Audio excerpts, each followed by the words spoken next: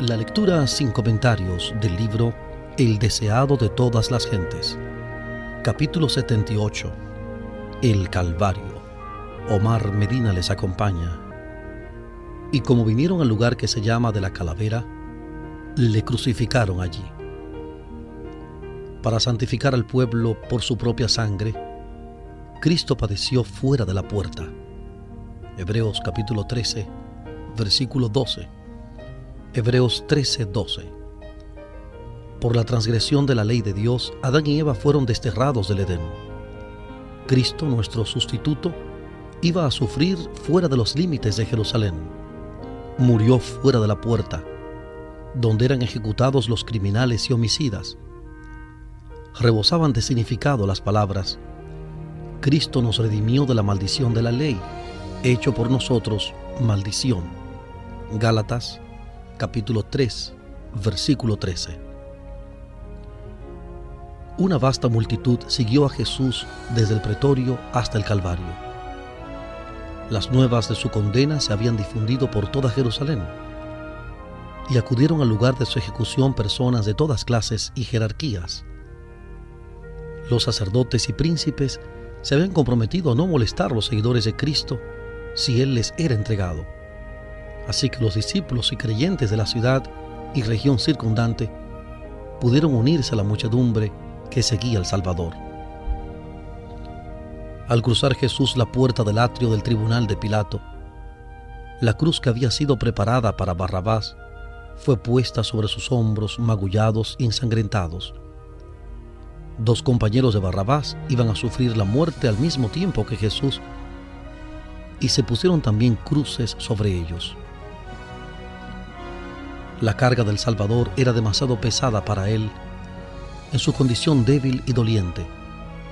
Desde la cena de Pascua que tomara con sus discípulos, no había ingerido alimento ni bebida. En el huerto de Getsemaní había agonizado en conflicto con los agentes satánicos. Había soportado la angustia de la entrega y había visto a sus discípulos abandonarle y huir. Había sido llevado a Anás, luego a Caifás y después a Pilato. De Pilato había sido enviado a Herodes, luego de nuevo a Pilato. Las injurias habían sucedido a las injurias, los escarnios a los escarnios. Jesús había sido flagelado 2 veces, y toda esa noche se había producido una escena tras otra de un carácter capaz de probar hasta lo sumo a un alma humana. Cristo no había desfallecido, no había pronunciado palabra que no tendiese a glorificar a Dios. Durante toda la deshonrosa farsa del proceso, se había portado con firmeza y dignidad. Pero cuando después de la segunda flagelación la cruz fue puesta sobre él, la naturaleza humana no pudo soportar más y Jesús cayó desmayado bajo la carga. La muchedumbre que seguía al Salvador vio sus pasos débiles y tambaleantes, pero no manifestó compasión. Se burló de él y le vilipendió porque no podía llevar la pesada cruz. Volvieron a poner sobre él la carga y otra vez cayó desfalleciente al suelo. Sus perseguidores vieron que él era imposible llevarla más lejos. No sabían dónde encontrar quien quisiese llevar la humillante carga. Los judíos mismos no podían hacerlo porque la contaminación les habría impedido observar la Pascua. Entre la turba que le seguía no había una sola persona que quisiese rebajarse a llevar la cruz. En ese momento un forastero, Simón Cirineo, que volvía del campo, se encontró con la muchedumbre. Oyó las burlas y palabras soeces de la turba y oyó las palabras repetidas con desprecio: «Abran paso para el rey de los judíos». Se detuvo asombrado ante la escena y, como expresara su compasión, se apoderaron de él y colocaron la cruz sobre sus hombros. Simón había oído hablar de Jesús. Sus hijos creían en el Salvador, pero él no era discípulo. Resultó una bendición para él llevar la cruz al Calvario, y desde entonces estuvo siempre agradecido por esta providencia. Ella le indujo a tomar sobre sí la cruz de Cristo por su propia voluntad y a estar siempre alegremente bajo su carga. Había no pocas mujeres entre la multitud que seguía al inocente a su muerte cruel. Su atención estaba fija en Jesús. Algunas de ellas le habían visto antes, algunas le habían llevado sus enfermos y dolientes, otras habían sido sanadas. Al oír el relato de las escenas que acababan de acontecer, se asombraron por el odio de la muchedumbre hacia aquel por quien su propio corazón se enternecía y estaba por quebrantarse. Y a pesar de la acción de la turba enfurecida y de las palabras airadas de sacerdotes y príncipes, esas mujeres expresaron su simpatía. Al caer Jesús desfallecido bajo la cruz, prorrumpieron en llanto lastimero. Esto fue lo único que atrajo la atención de Cristo. Aunque abrumado por el sufrimiento mientras llevaba los pecados del mundo, no era indiferente a la expresión de pesar. Miró a esas mujeres con tierna compasión. No eran creyentes en Él. Sabía que no le compadecían como enviado de Dios, sino que eran movidas por sentimientos de compasión humana.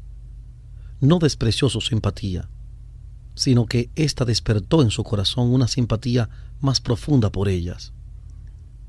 «Hijas de Jerusalén», dijo, «no me lloren a mí, mas lloren por ustedes mismas y por sus hijos». De la escena que presenciaba, Cristo miró hacia adelante al tiempo de la destrucción de Jerusalén.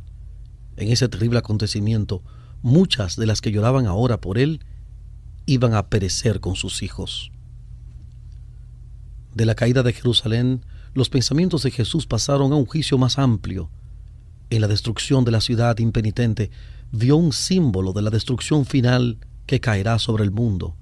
Dijo: «Entonces comenzarán a decir a los montes, caigan sobre nosotros, y a los collados, cúbrannos. Porque si en el árbol verde hacen estas cosas, en el seco, ¿qué se hará?». Por el árbol verde, Jesús se representó a sí mismo, el Redentor inocente. Dios permitió que su ira contra la transgresión cayese sobre su amado Hijo. Jesús iba a ser crucificado por los pecados de los hombres. ¿Qué sufrimiento iba entonces a soportar el pecador que continuase en el pecado? Todos los impenitentes e incrédulos iban a conocer un pesar y una desgracia que el lenguaje no podría expresar.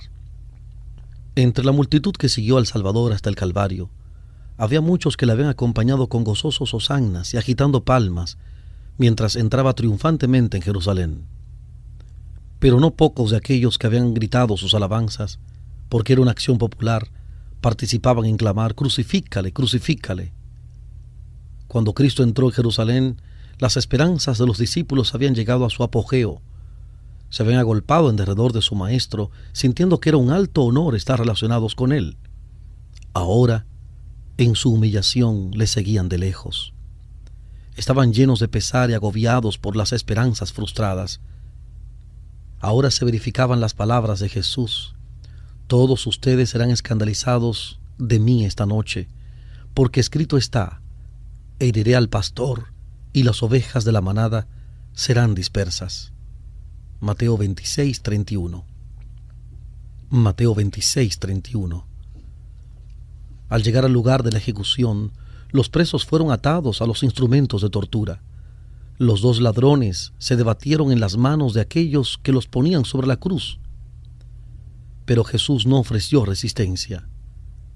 La madre de Jesús, sostenida por el amado discípulo Juan, había seguido las pisadas de su hijo hasta el Calvario. Le había visto desmayar bajo la carga de la cruz y había anhelado sostener con su mano la cabeza herida y bañar la frente que una vez se reclinara en su seno. Pero se le había negado este triste privilegio. Juntamente con los discípulos, acariciaba todavía la esperanza de que Jesús manifestara su poder y se librara de sus enemigos.